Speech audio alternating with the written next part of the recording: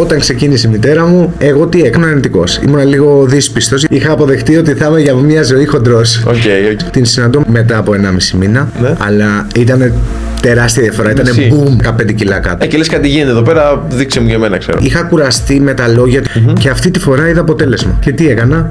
Ζήτησα ό,τι κάνει και αυτή. Πήγε στον άνθρωπο που είχε πάει. Ναι. Πρώτο μήνα 7 κιλά, δεύτερο μήνα 15 κιλά, τρίτο μήνα 22-23 κιλά. Α, τόσο πάνω ήσουν. Νόμιζα ότι είχες, παιδί μου, 10 κιλά παραπάνω. Ήμουν 110 κιλά. Δεν μπορείς να φανταστώ καν.